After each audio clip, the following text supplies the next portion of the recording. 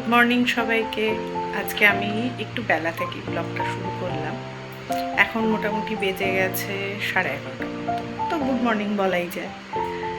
তো কালকে আর আমি সেভাবে ব্লগ করিনি, আজকে করলাম। এত গরম পড়েছে, সকাল সকাল উঠে রান্নাটা সেরে নিয়েছি। এখন শুধু ভাতটা বসাবো একটু পরে।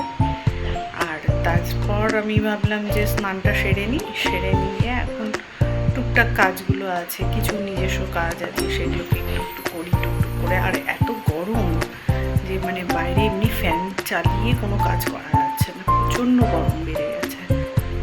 তো স্নানটা হয়ে গেছে, স্নান করেও গরম লাগছে। এখন দেখি একটু ছেলেকে ফ্রুটস কেটে দেব, দিয়ে তারপরে বাকি ভাত যা বসাবো। চালটা ভিজিয়ে রেখেছি, হতে বেশি সময় লাগবে না। মোটামুটি কাজ গোছানো হয়ে গেছে, এবার টুকটাক যে কাজগুলো ঘরের থাকে সেইগুলোই দেখতে থাকো, সঙ্গে থাকো। স্নান করে আমি চলে এসেছি, এবার একটা কেক বানাবো বলে। আমার ছেলে কেক খেতে বেশ ভালোবাসে, তো আমি বাড়িতেই বানাই। তো আমি প্রথমে আজকে ডিম দিয়ে করছি, সেই জন্য প্রথমে ডিমটাকে ভালো করে বিট করে নিয়ে হাফ কাপের থেকে একটু বেশি ব্রাউন সুগার নিয়ে নিয়েছি, সেটাকে ওর সঙ্গে মিক্সড করে নিয়ে ভালো করে ওটার সঙ্গে ভালো করে এমন করে মিক্স করতে হবে যেন ভালোভাবে মিশে যায়। তারপরে একটা চালনির মধ্যে প্রথমে 1 কাপ আটা নিয়েছি। আমি আটা দিয়েই করি বাড়িতে, যদি মাঝে মধ্যেই করি। সেই জন্য 1 চামচের একটু কম বেকিং পাউডার নিয়েছি এবং 1/4 নিয়েছি বেকিং সোডা নিয়ে, আর তার মধ্যে একটু কোকো পাউডার দিয়ে ভালো করে চেলে নিয়েছি। যাতে এটা কিন্তু খুব ইম্পর্টেন্ট স্টেপ, যে কেক করার আগে সব ড্রাই ইনগ্রিডিয়েন্টসগুলোকে ভালো করে চেলে নিতে হবে। এবং সব ভালো করে মিক্সড করার পর ওটার সঙ্গে এই হাফ কাপের মতো একটু তেল দিয়ে, সাদা তেল দিয়ে দিয়েছি।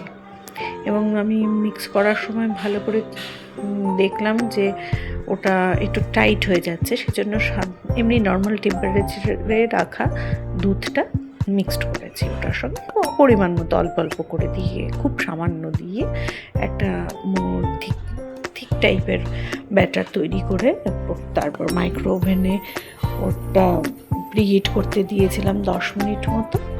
প্রিহিট হয়ে যাওয়ার পর ওই কেক টিনটার মধ্যে প্রথমে অয়েল ব্রাশ করে, একটু আমি বাটার পেপার দিই না, ওটার মধ্যে একটু গুঁড়ো আটাই ছড়িয়ে দিয়েছিলাম, তাতে খুব ভালোভাবে ডিমোল্ড হয়ে যায়।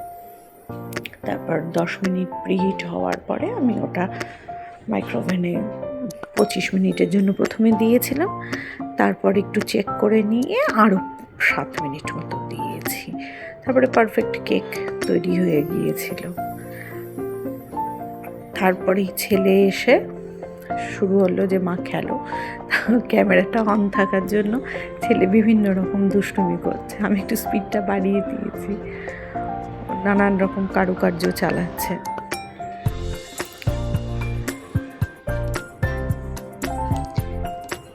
এখন ও আমার সাথে নানান রকম গল্প করছে এবং ওর বলের বক্স নিয়ে এসছে যে ওর সাথে বসে বসেই খেলতে হবে আমাকে। আমি বলেছি যে আমি দাঁড়িয়ে অত খেলতে পারবো না, আমার পায়ে ব্যথা করছে। সেই জন্য বলছে না ঠিক আছে তুমি বসেই খেলো। তো আমি চেয়ারে বসে ওর সাথে বল নিয়ে খেলা করলাম একটু, ততক্ষণ কেকটা ওইদিকে রেডি হচ্ছিল।